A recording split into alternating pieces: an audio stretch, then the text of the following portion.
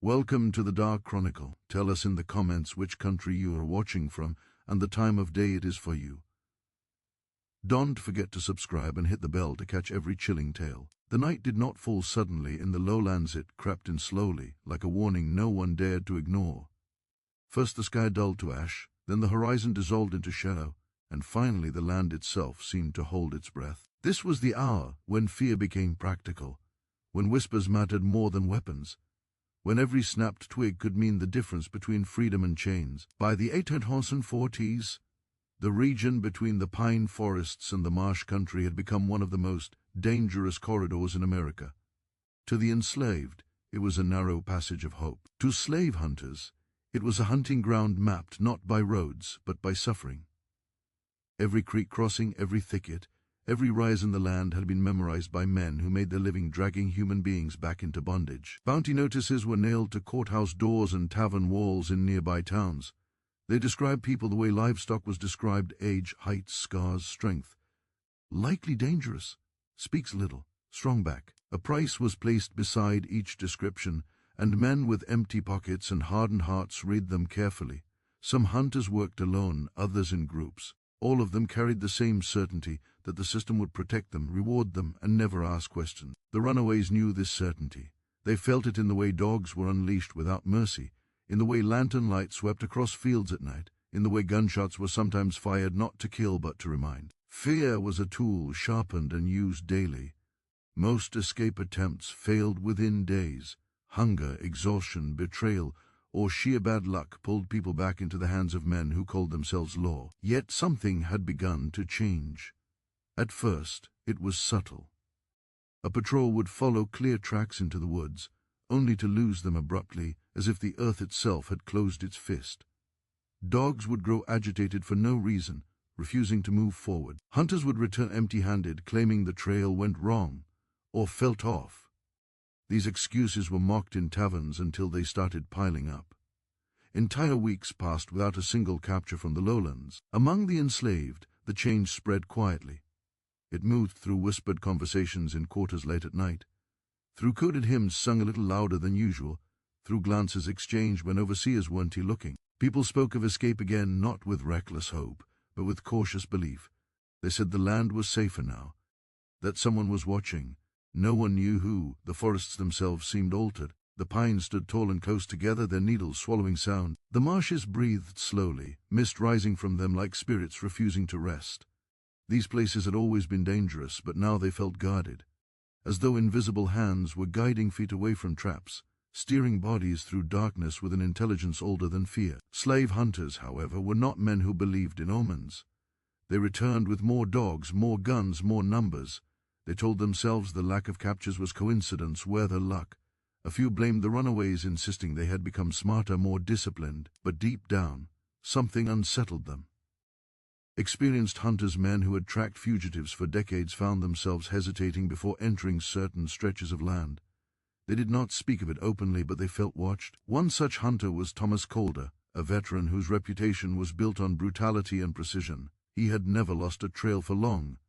Yet one night, after following footprints toward a shallow ravine, Calder stopped dead. The air felt heavier there. The dogs refused to move, their muscles tense, their whines low and fearful. Calder struck one with the butt of his rifle. It yelped but still would not advance. Calder turned back that night. He told no one why. Stories began to circulate, first as rumors, then as patterns. Hunters claimed to hear footsteps behind them when no one was there. Others swore they saw tall figures at the edge of their lantern light gone the moment they turned fully. A few returned injured, unable or unwilling to explain how. Broken ribs, dislocated shoulders. One man arrived back in town barefoot, his boots found miles away, placed neatly beside the road. Fear, once owned entirely by the enslaved, was beginning to change sides. For the runaways, the journey still demanded everything. They moved only at night, often barefoot, often wounded. They waded through freezing water to confuse dogs, climbed trees to sleep out of reach, buried themselves beneath brush when patrols passed too close. Hunger gnawed constantly. Many carried nothing but memories and the desperate will to keep moving. But now, sometimes, help came. not in the form of a friendly farmhouse or a secret cellar, but in silence. A group of 3 escaped slaves once reached the edge of the marsh after days of pursuit. The dogs were close. Lanterns flickered through the trees behind them. Panic threatened to undo everything. Then, from the darkness ahead, 2 shapes emerged, tall, broad, unmistakably human. The runaways froze, unsure whether they had stumbled into another trap. The figures did not rush them, did not shout. One raised a hand, not threatening, but commanding stillness. The other tilted his head, listening, as though reading the land itself. "Are you running for freedom?" one of them asked. The voice was low, calm, steady.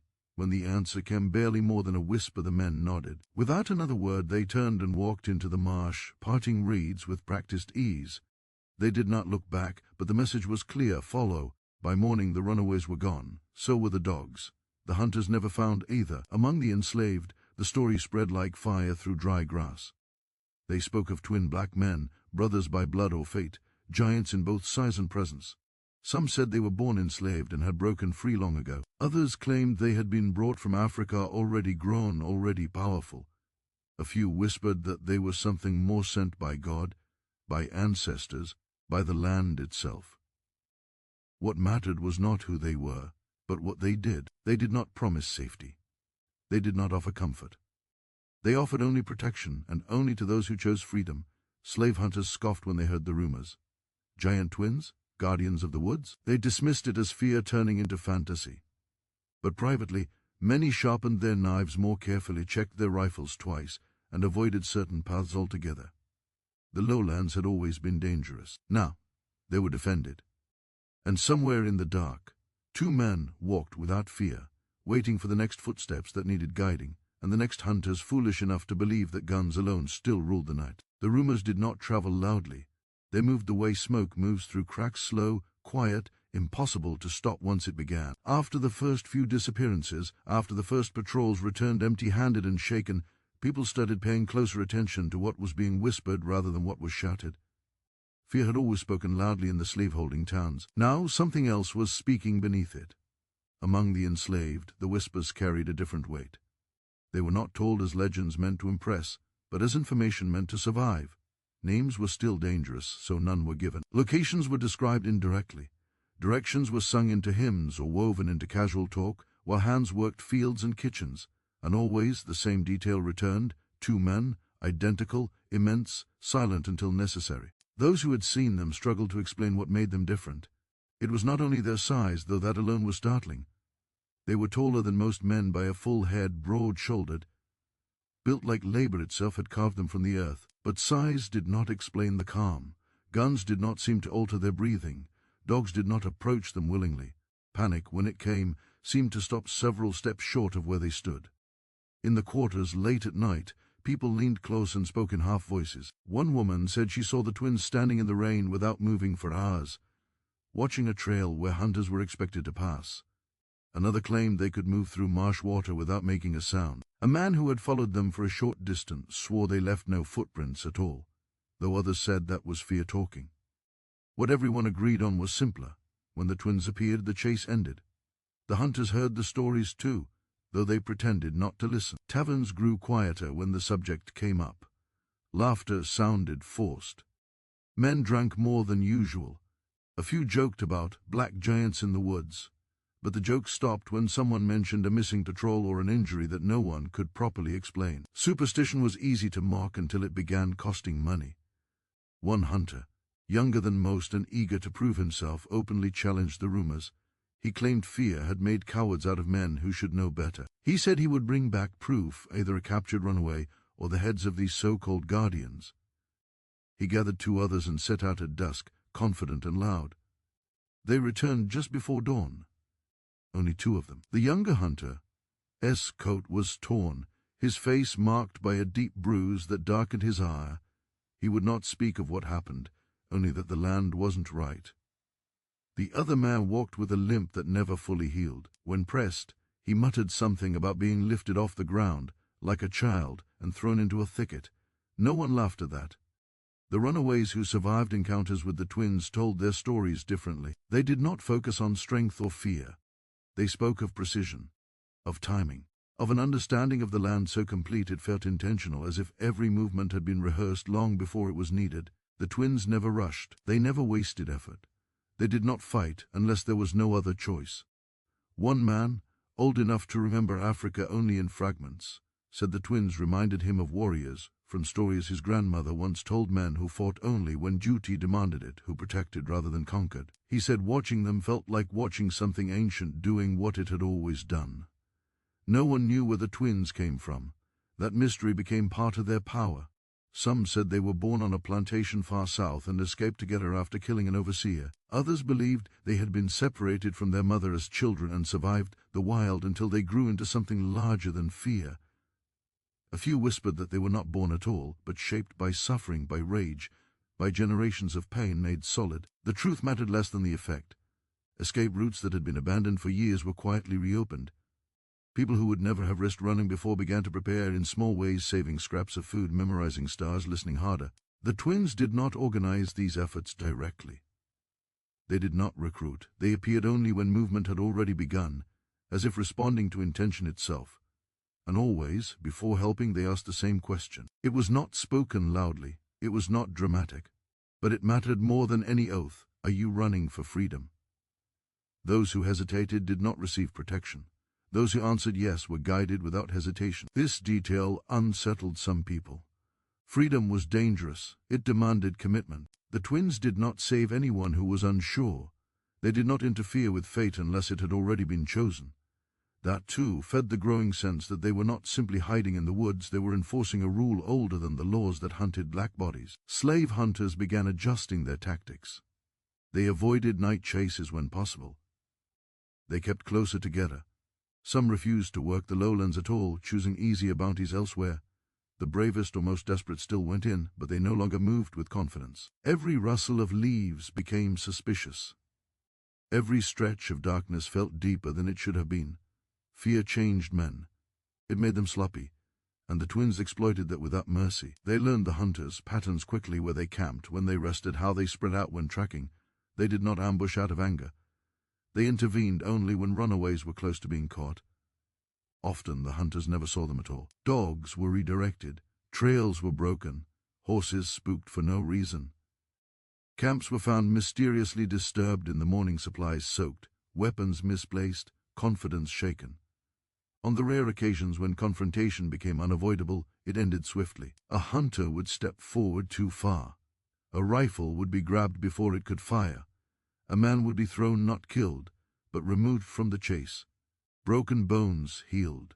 Fear lingered. By the time autumn approached, the lowlands were spoken of differently on both sides of the divide. For the enslaved, they were no longer only a gauntlet of terror, but a test, dangerous, yes, but survivable. For the hunters, they became a place of uncertainty, where experience failed and rules no longer applied. And through it all, the twins remained unnamed. They slept little. They ate what the land offered. They moved constantly, never staying long enough to be surrounded. When not guiding runaways, they watched. When not watching, they listened. The land became an extension of their bodies, and their bodies became warnings written into the landscape itself. Some nights, enslaved people swore they heard singing carried on the wind, deep, wordless tones that seemed to steady the heart. Other nights, there was only silence, thick and watchful. Either way, something was present. Something that did not belong to the hunters. The system that had once ruled the night without challenge now faced a problem it could not easily name. You could not post a bounty for something that left no proof. You could not intimidate what did not fear death. And you could not negotiate with men who had already decided that freedom was worth everything. By the time the first frost touched the marsh grass, the truth had become unavoidable. The lowlands were no longer just a passage, they were defended.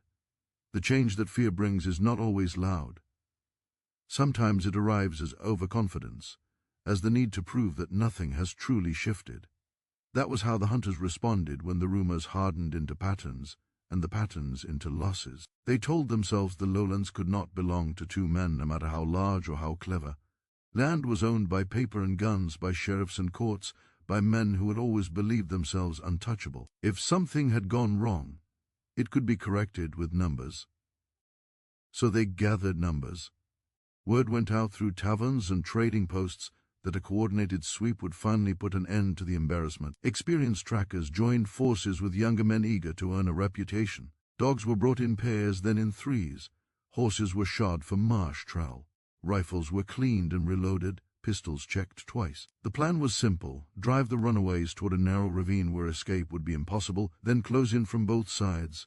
If the twins existed, they would be forced to reveal themselves. If they did not, the lowlands would be reclaimed by force. The ravine had always been dangerous.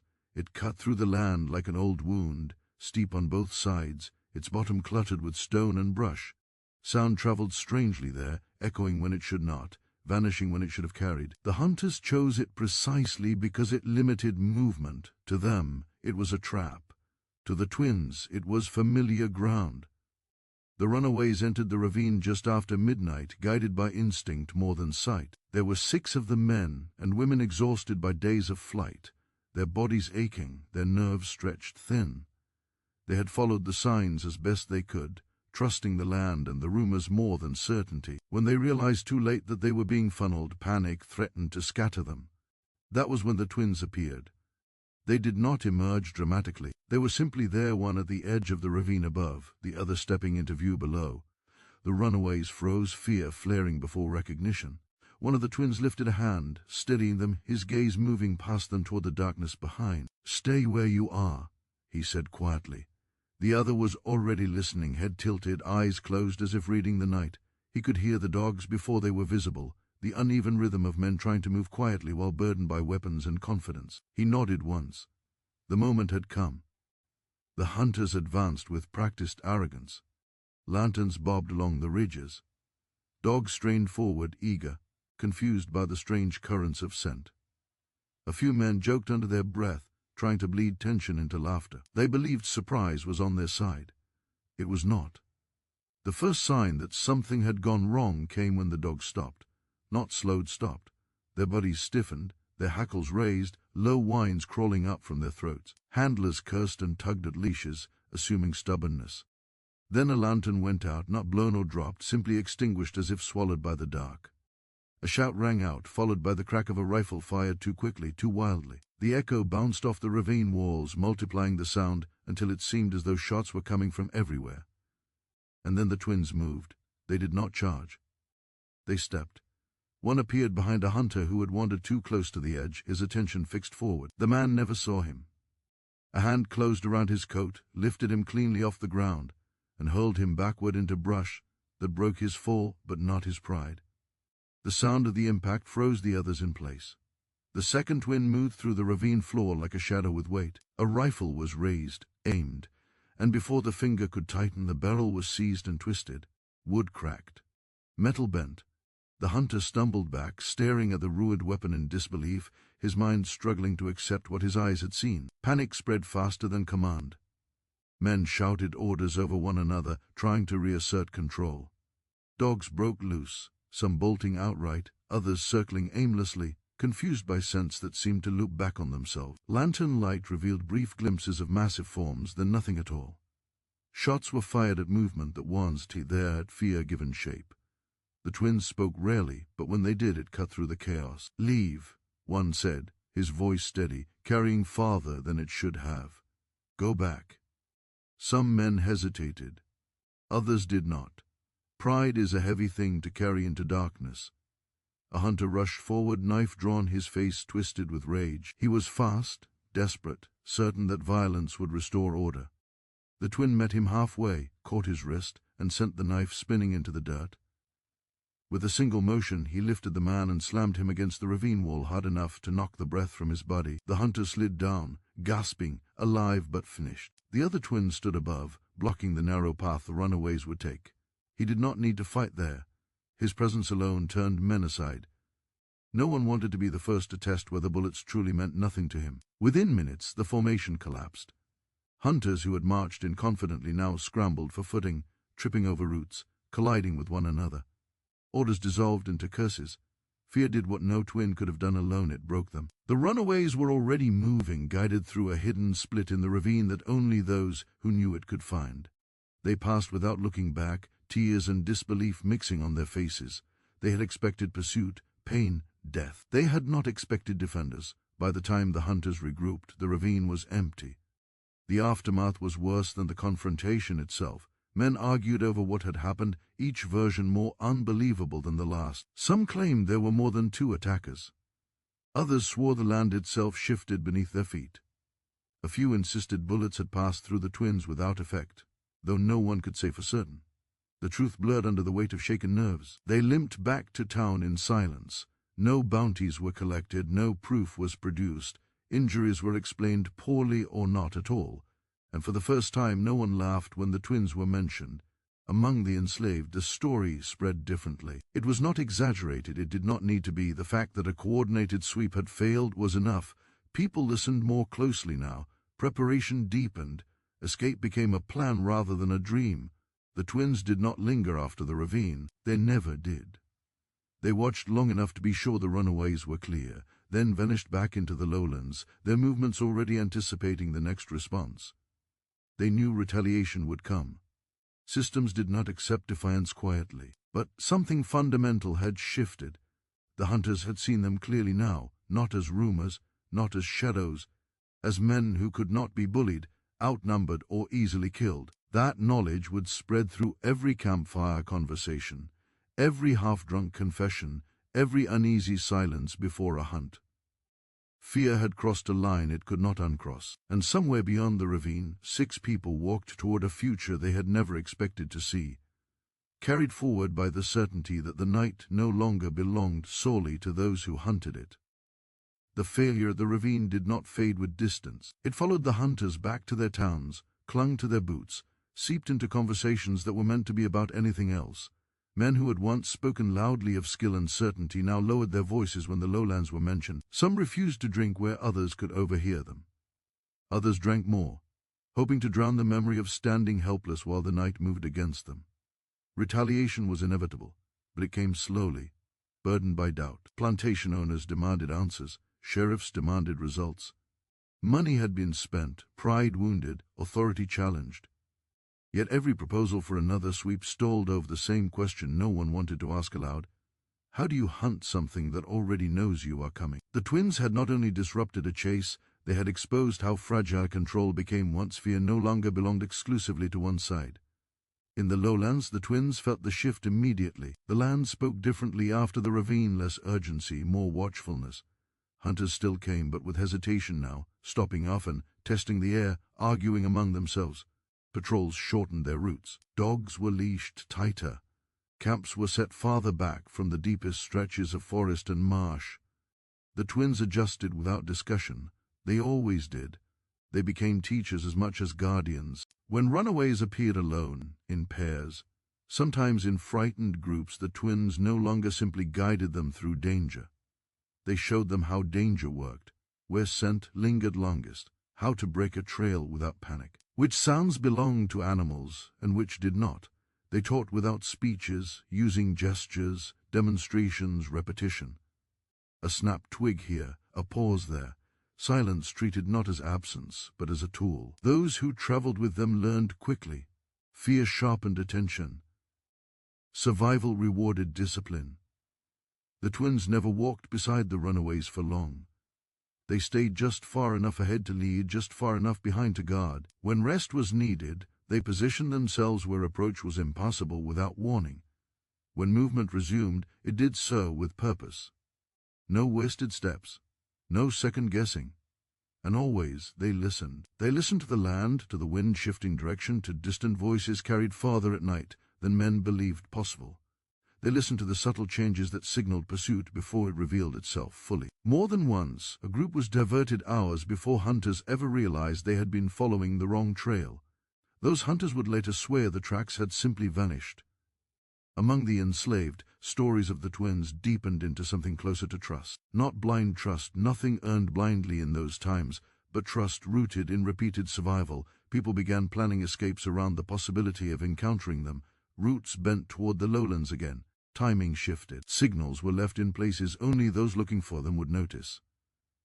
This quiet coordination unnerved the hunters more than open confrontation ever could have. They responded by escalating. New men were brought in, men who had not faced the twins and therefore did not yet fear them properly. Guns became heavier. Threats grew louder. Bounties increased, and with them came a dangerous assumption that force alone could correct what cleverness had not. The twins watched these changes with the same calm they brought to everything else. They did not mistake escalation for strength. Desperation made men predictable. Predictability made them vulnerable. One night, a large group of hunters set up a camp near a bend in the lowlands, confident that numbers would protect them. Fires burned brighter than necessary. Laughter was forced, then faded. Guards were posted, though poorly, their attention dulled by exhaustion and nerves. The twins did not attack the camp. They did not need to. Before dawn, the hunters woke to confusion. Supplies had been moved. Powder had been soaked. Horses had broken loose and fled. Boots were missing. A single message had been carved into a tree near the edge of camp, not words, but a simple symbol cut deep enough to be unmistakable. No one could agree later on what the symbol meant. That was the point. The camp dissolved by midday. The hunters. Confidence eroded further when it became clear that violence against runaways was no longer the most dangerous part of the pursuit. Hunters began injuring themselves, falling into pits they swore had not been there before, getting tangled in brush that seemed to tighten rather than give way. Accidents multiplied, blame shifted. Some accused one another of sabotage. Others whispered about curses. The more rational among them recognized something worse. They were being outmatched. For the runaways, the lowlands became a proving ground rather than a grave. Not safe, never safe, but survivable. They still lost people.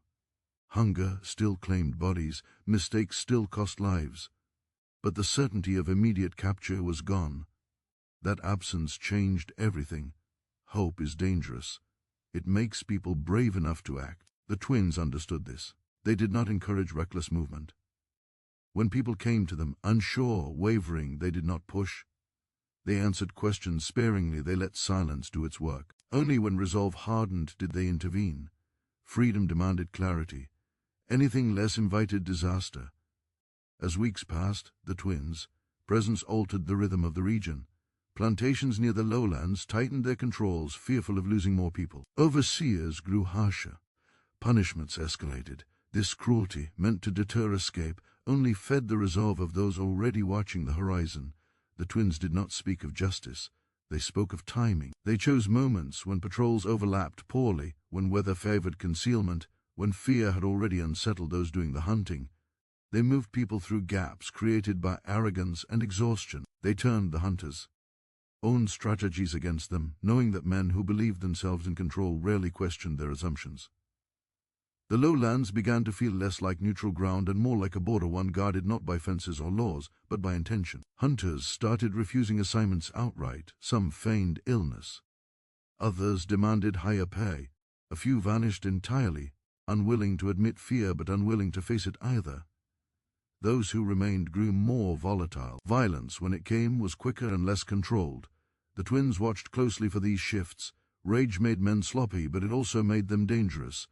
One night they intercepted a small group of hunters moving faster and quieter than most. These men had learned something. They did not shout. They did not rely on dogs. They moved with grim purpose, eyes forward, fingers steady on triggers. The twins redirected the runaways long before the hunters closed in.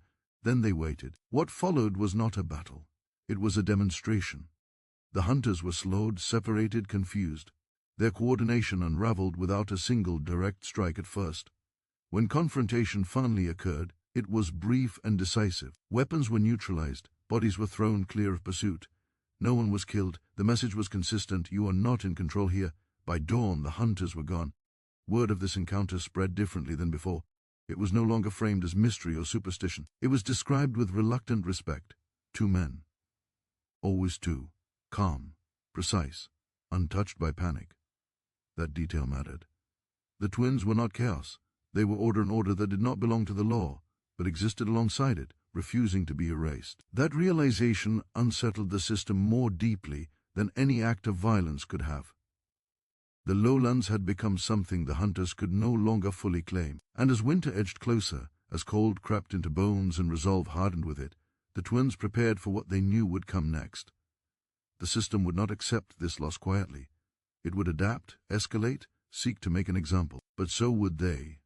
They had already reshaped the night once. They would do it again. The escalation did not arrive like a storm. It arrived like a weight, slow, deliberate, crushing. After months of embarrassment, retreat, and quiet losses, the system decided subtlety had failed. What fear could not reclaim, money would. What hesitation had weakened, reward would harden again. New posters appeared in towns far from the lowlands, nailed high and in pairs, so they could not be easily torn down. They no longer listed runaways alone. Now there were additions carefully worded, deliberately vague, but unmistakable. 2 black men, identical, extremely tall, armed and dangerous, suspected of organizing resistance and attacking lawfully deputized hunters. The reward was staggering, enough to tempt men who had sworn never to return to the lowlands, enough to draw strangers with no memory of failure, no personal fear yet attached to the land. With the money came authority. Deputies were sworn in who had never set foot in marsh or forest. Militias were formed under the pretense of restoring order. The language shifted. This was no longer about recovering property, it was about suppressing a threat. The twins felt the change before anyone told them. The land grew tense again, but differently than before. This was not the nervous energy of frightened hunters. It was preparation, the sound of many boots, the clink of metal carried farther. Camps established deeper than ever before. Men who did not laugh, did not boast, did not drink away the night. These were men hired to finish things. The twins adjusted their movement accordingly. They widened their patrols, listened longer, intervened earlier. They stopped guiding large groups altogether. Instead, they broke movement into fragments, pairs, sometimes individuals, each sent on staggered paths. It was slower, riskier in its own way, but it reduced the chance of a single disastrous encounter. They also began leaving the lowlands more often, moving outward to confuse expectation. Hunters searching for them in one place found only silence, while elsewhere escape routes opened unexpectedly. The twins were no longer simply reacting. They were shaping the field. Among the enslaved, news of the bounty spread with a mixture of gratitude and dread. The price placed on the twins lived confirmed what many already believed, that these men mattered, that their existence had forced something powerful to take notice. But it also meant danger had sharpened. Some people chose to delay escape, unwilling to risk drawing attention. Others felt the opposite pull. If the twins were being hunted now, time mattered more than ever. The twins never discussed the bounty aloud. Not with each other. Not with anyone they guided. They did not need to. They had always known the cost of standing where they stood. What changed was not their resolve, but the scale of response they now faced. The first serious attempt to claim the reward came from a coordinated force unlike anything before. These men did not rely on rumor or panic. They studied. They learned from previous failures. They moved in overlapping units, communicating with signals rather than shouts. Dogs were used sparingly, carefully. Traps were laid not to catch runaways but to slow anyone large enough to interfere. The twins detected the approach early, but not early enough to avoid contact entirely. They encountered the outer edge of the force near a stretch of high ground that had once been reliable.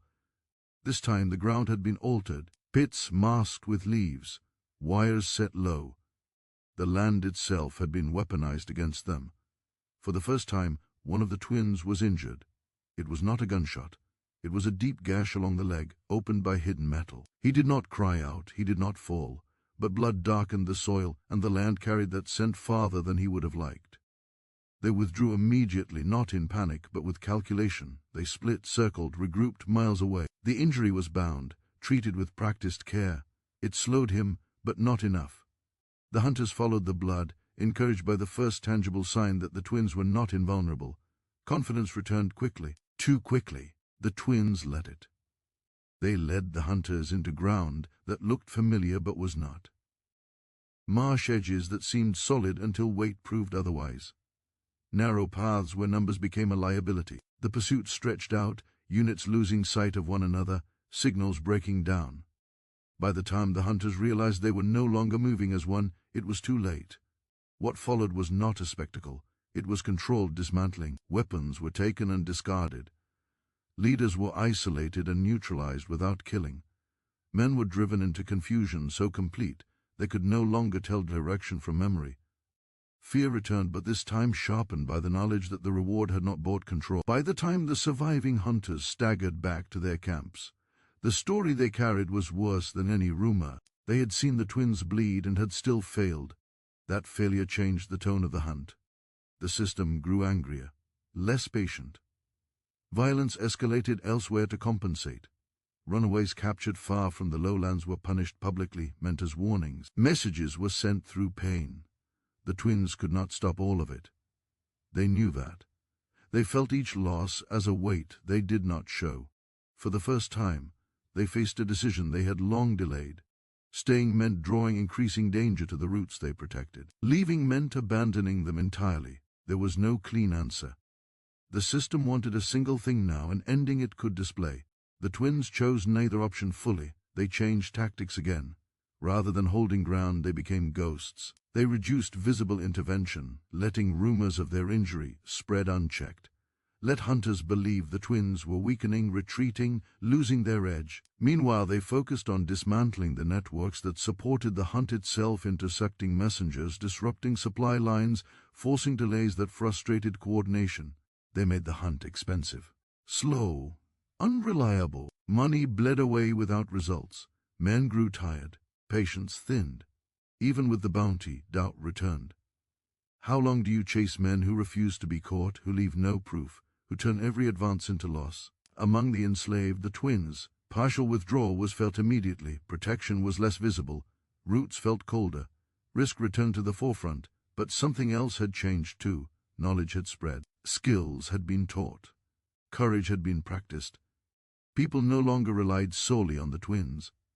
That perhaps was their greatest victory. By the time winter fully settled over the lowlands, the hunt had stalled again, not from fear alone, but from exhaustion. The system could not sustain a war. It could not end cleanly. Posters began to fade. Rewards went unclaimed. Attention drifted to easier targets.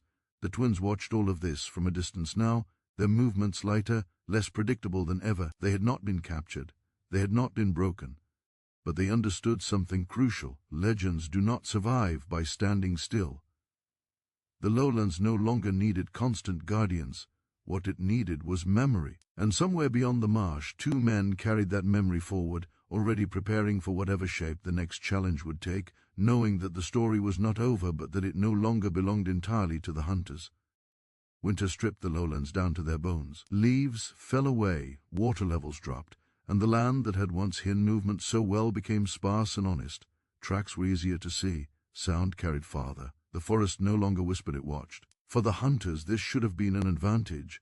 For the twins, it marked the closing of a chapter.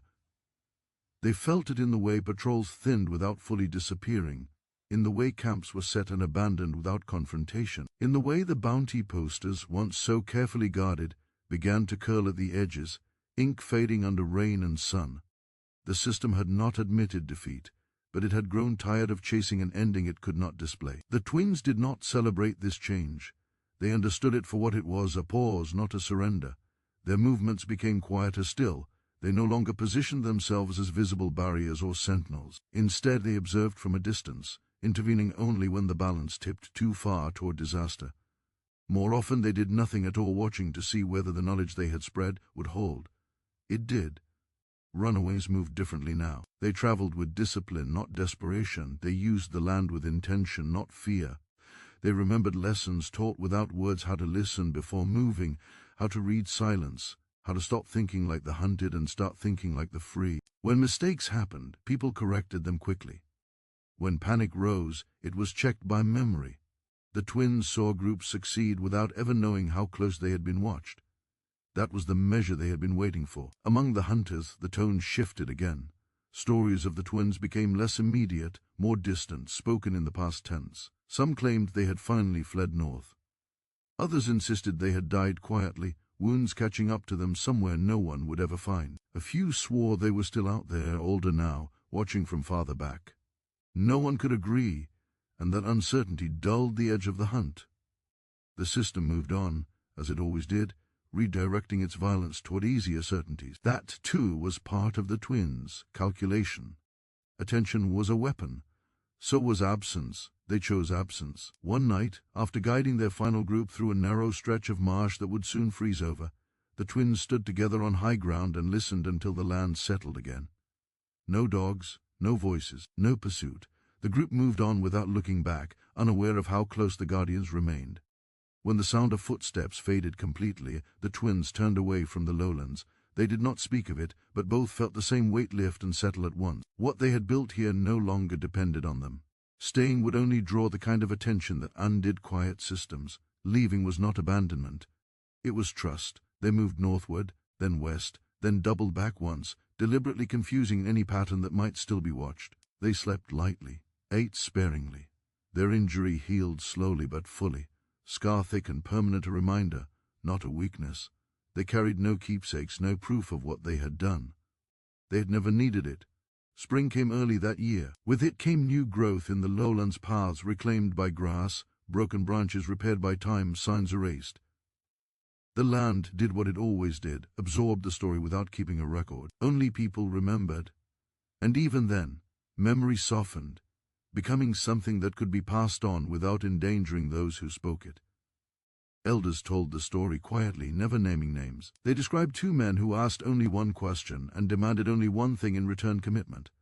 They spoke of nights when fear changed direction, when the hunted were not alone. Children listened with wide eyes, not because the story promised safety, but because it proved possibility. The hunters. Children heard different versions. Stories of foolish men led astray by pride, of a place that refused to be mastered, of a lesson learned at cost. These stories carried warnings too, though few recognized them as such. Years passed. The lowlands remained dangerous, they always would, but they were no longer defined solely by terror. Routes shifted, disappeared, reappeared. Networks adapted. People moved. The twins. Influence persisted not as legend, but as habit embedded in how people prepared, how they listened, how they trusted themselves. As for the twins themselves, no record followed them. That absence was intentional. Men like them survived by refusing to be fixed in one place or time. They did not need statues or songs. They had never worked for recognition. Sometimes, in distant places, similar whispers surfaced, of two large men seen briefly at the edge of a crossing, of a pursuit that failed without explanation, of protection that arrived without promise and left without trace. No one could say whether these stories described the same men or others shaped by the same conditions. It did not matter. What mattered was that the idea endured. That somewhere in the long chain of fear and resistance, there had been a moment when power met something it could not bend. That two men had stood not as symbols, but as obstacles, quiet, unyielding, precise. That they had understood when to fight, when to teach, and when to leave. The system never recorded their defeat, but it adjusted because of them. And long after the bounty faded completely, after the posters crumbled into dust, after the men who had hunted them died telling half-true stories to half-listening ears, the lowlands still carried a subtle rule: not everything that moves in the dark is prey. Some things are watching, some things are choosing, and sometimes freedom survives not because it is promised, but because someone stood in the night long enough for others to learn how to walk without chains.